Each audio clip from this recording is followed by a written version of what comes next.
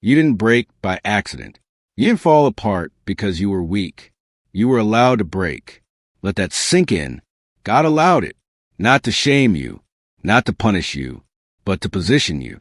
Because sometimes the only way he can get your full attention is to let the world you built come crashing down.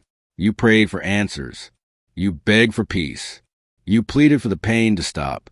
And all you got was silence. But the silence, it wasn't God walking away. It was God getting closer than he's ever been. Because he doesn't always shout through the storm. Sometimes he waits for the storm to break you, so you'll finally hear the whisper. You've been running from people, from the past, from the pressure. And deep down, you've been running from God too. Not because you hate him, but because you don't understand why he let it happen, why he didn't stop it, why he didn't intervene, why he was so quiet when everything inside you was screaming. But he saw it, all of it, the betrayal, the loss, the confusion, the tears no one else saw. And still, he waited, not because he didn't care, but because he was doing something deeper than comfort, something eternal. You prayed for escape. He planned a transformation. You asked for relief. He was preparing resurrection. You wanted the pain to stop. He wanted the root to die, because he loves you too much to let you walk in survival. When he designed you for freedom, breaking feels like the end. But to God, it's a beginning. The beginning of honesty. The beginning of surrender. The beginning of healing. Because when you're finally empty, you're finally ready to be filled. When you're finally out of strength, you're finally ready for his. Look at Moses. He wasn't called while living in Pharaoh's palace. He was called after 40 years of obscurity, after being stripped of everything he thought made him useful.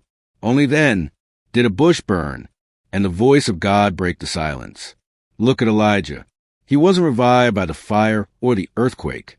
He was revived by the whisper that only came when he laid down his fear, his pride, and his will to live. Look at Jesus.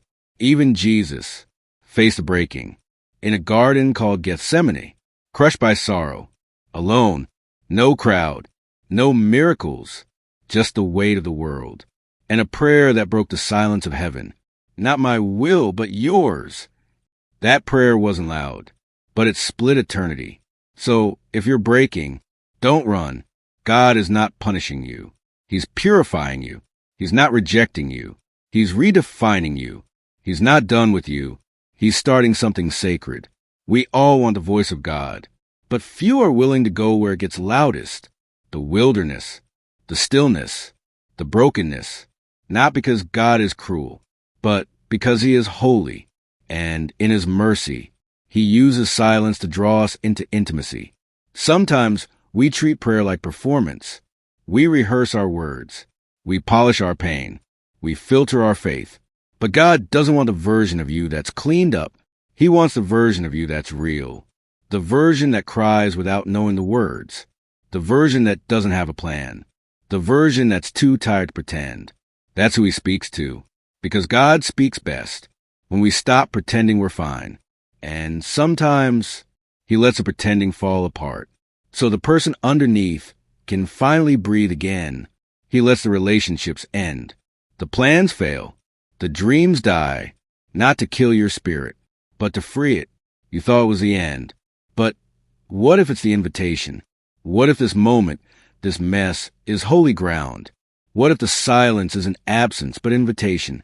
What if God is closer now than you've ever imagined, waiting for the moment when you stop striving and simply say, God, I need you.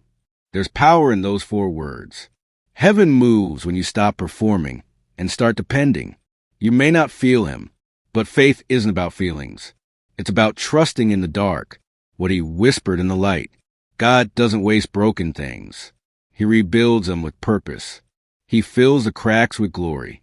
He uses the ruins to rebuild something stronger, wiser, truer. If you let him, he'll take the pieces and create something you never would have built on your own. Because what you called failure, he calls foundation. So yes, God let it break. But hear this, he won't leave you in the wreckage. He will speak. He will guide.